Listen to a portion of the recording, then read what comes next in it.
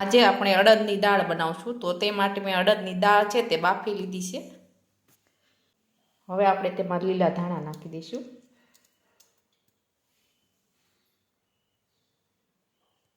હવે આપણે દાળ વઘારવા માટે આદુ ખમણી લીધું છે, મરચાં સમારી લીધા છે, દેશી ટમેટી સમારી છે, લીલા કાંદા સમાર્યા છે, લીલું લસણ સમાર્યું છે.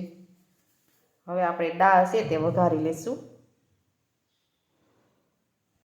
હવે આપણે દાળ વઘારવા માટે એક કડાઈમાં તેલ ગરમ કરવા મૂક્યું છે. હવે આપણું તેલ છે તે ગરમ થઈ ગયું છે. હવે આપણે તેમાં રાઈ અને જીરું નાખીશું.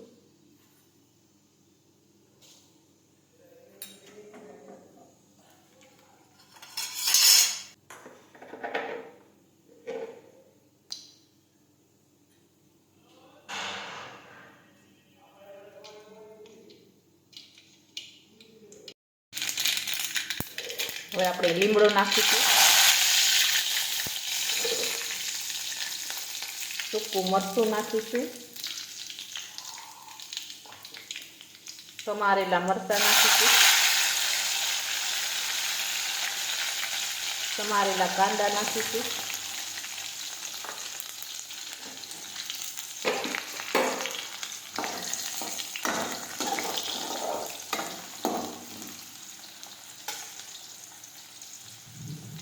સમારેલા ટમેટા નાખીશું,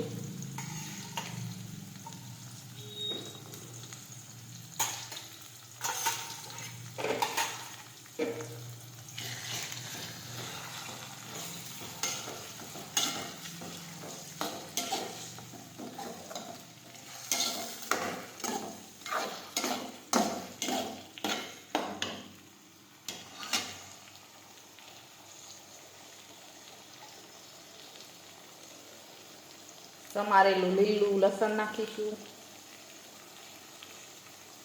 આદુ નાખેલું ખમણેલું. હવે આપણે ચડવા દઈશું.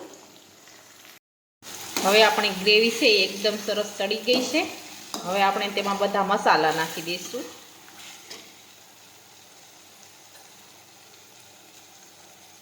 હળદર નાખીશું,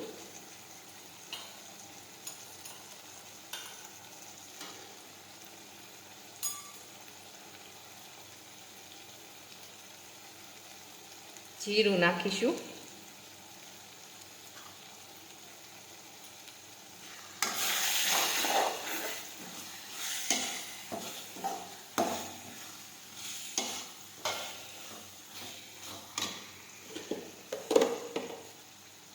મીઠું નાખીશું,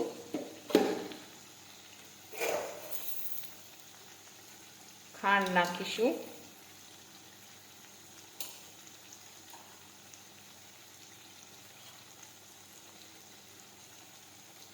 ચટણી નાખીશું,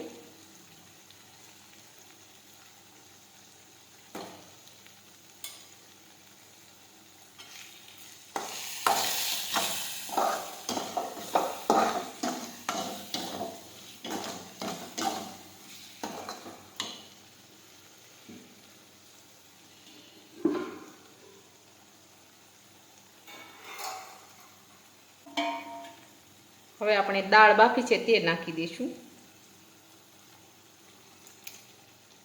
તેમાં આપણે ધાણા નાખ્યા હતા.